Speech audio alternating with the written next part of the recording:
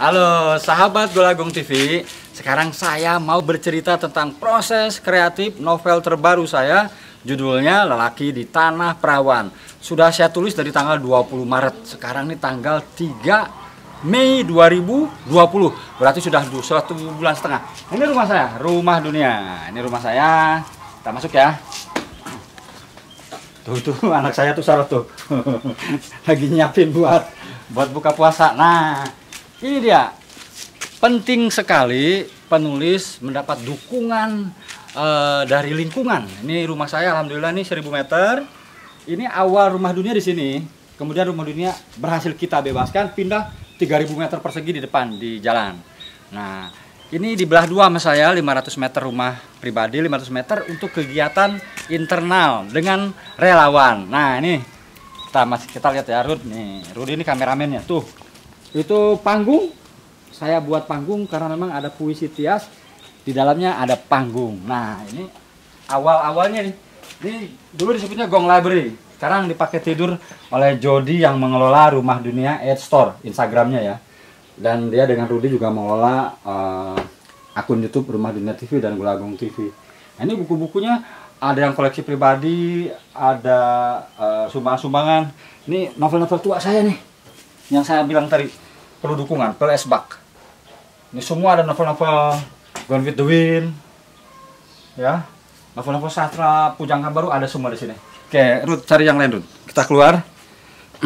Nah, jadi novel Lelaki di Tanah Perawan ini karena lockdown saya nggak bisa kemana-mana. Akhirnya saya mengurung diri di rumah dunia, ya. Oke, ini kita masuk ke.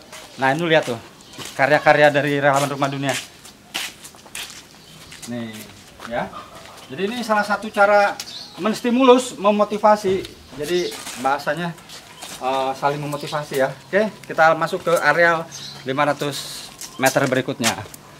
Nah, ini areal keluarga. Tadi relawan, ini keluarga. Tuh ada mobil perpustakaan, itu ada mobil istri saya, biasa pakai itu. Ini museum Balada Siroy. Dulu relawan Rumah Dunia di sini mesnya pertama kali ini bersejarah, nggak akan saya hancurkan. Firman Venayaksa, doktor tuh ketua forum TBM di sini juga tidurnya. Ibnu Rud, sorot tuh. Nah, apa itu Lelaki di Tanah Perawan? Jadi Lelaki di Tanah Perawan itu adalah satu novel, tema besarnya adalah Forbidden Love atau cinta terlarang. Jadi ada tokohnya berkontradiksi dengan Roy yang biasa saya buat. Jadi tokohnya tidak sempurna. Dan setting lokasinya berpindah-pindah, Bandung, Jakarta, dan ke satu titik di mana disebut Tanah Perawan. Itu dia. Dan setting waktunya sekarang saat Corona. Jadi Corona menjadi cerita penting juga selain cinta terlarang tadi. Jadi cinta terlarang di era Corona. Nah, ini teras baca di sini, masuk. Ini penting, lihat. Sengaja saya simpan di sini supaya anak-anak Rumah Dunia atau siapapun yang datang ke sini. Ini saya sebutnya Museum Literasi Golagung. Ini tempat meeting, tempat makan, ini teras. Siapa yang mau baca silahkan. Jadi setiap hari saya termotivasi untuk bikin novel atau karya-karya sastra lain karena memang sengaja. Dan istri saya alhamdulillah mendukung setting rumah seperti ini. Nah, di mana saya menulis Lelaki di Tanah Perawan? Nih. Ini rumah saya. Itu ada gerobak sate padang. Ini apa? Apa ini? Cingkwek apa? Cuangki. Ini cuangki. Nah, saya mau ngasih tahu goa pertapaan saya selama menulis Lelaki di Tanah Perawan. Nih. Jadi, ini dulu mes Presiden Rumah Dunia. Ahmad Wayang, terus Salam, terus saya pindahin semua ke depan. Nah, belakang sini dulu. Jadi saya sudah 1,5 bulan menulis Lelaki di Tanah Perawan. Tuh, sudah draft ke-6. Jadi yang disebut draft itu saya bolak-balik. Jadi udah selesai draft pertama, balik lagi ke atas. Saya perbaiki alurnya, naik lagi, saya perbaiki tokohnya. Nah, ini semuanya ada nih. Ini penting sekali saya membuat ini. Ini misalnya denah mindsetnya, setting lokasi utamanya Desa Senggolojoyo. Jadi ini alun-alun, terminalnya, tamannya, ini puskesmas, ini pasar, ini kepala desa, kantor, ini masjid, Ini polsek, bank, kantor pos, hotel. Ini kesini ke makam keramat, komplit semua. Dan ini termasuk karakternya, family tree. Tuh, ini makam keramatnya dikelola oleh Kuncen, keturunannya siapa aja, pendukungnya. Ini motor boot, speedboat juga. Saya harus hafal orang-orangnya, saya tulis tuh siapa supirnya, siapa tokoh-tokoh ini yang nanti akan muncul di bab berapa. Jadi family tree penting. Nah nih, kira-kira seperti ini tokoh utamanya nih, Rud. Lelaki di tanah perawan. Namanya Raka Kusuma Putra. Ya, family tree-nya ini nih. Bapaknya Puja Sangga ya, Sang Kusuma Putra, ibunya Raden Ayu Sekar Purnama. Nama anaknya cuma anak tunggal. Nah, seperti ini kalau saya capek, udah. Saya kadang-kala memang saya punya penyakit punggung. Jadi kalau capek, istirahat dulu 1 jam. Santai seperti ini, nanti bangun lagi.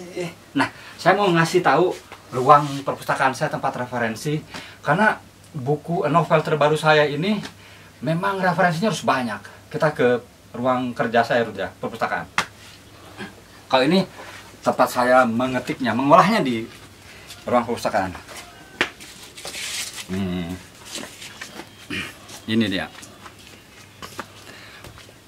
Nah, ya agak lembab memang ya, tapi apa boleh buat. Kemarin sudah berhasil mengusir rayap. Ini satu rak ini habis oleh rayap. Nah, coba Rud, pending Rud, sorot. Jadi buku-buku ini saya koleksi sejak saya SMA. Dari SMP mungkin ada yang kelas 1 SMA. Ya, bertambah terus bertambah. Saya bawa-bawa terus saat kos. Jadi tempat saya kos, kuliah, berdus-dus buku saya bawa bertambah. Alhamdulillah punya istri Tias Tatangka juga sama. Nah, disinilah novel Lelaki di Tanah Perawan saya buat dengan referensi buku-buku yang ada di sini. Saya membacai banyak buku, misalnya karena di dalam Lelaki Tanah Perawan itu ada Islam Kejawen, ada agama Sunda Jawa, ada human trafficking, ada prostitusi, ada klinik, ada corona, ada cinta terlarang, ada jamaah tabligh. Nah, ada geng motor, tumplek di sana. Bayangkan bagaimana saya meramunya. Maka tunggu, mudah-mudahan sebelum Lebaran sudah selesai dan alhamdulillah ada penerbit besar yang tertarik. Pre-ordernya nanti akan saya buka. Terima kasih sudah menonton Penulis dan Buku di Golagung TV. Dunia kata, dunia imajinasi, dunia kita semua tentang literasi semua ada di sini. Komentarnya ya. Salam literasi.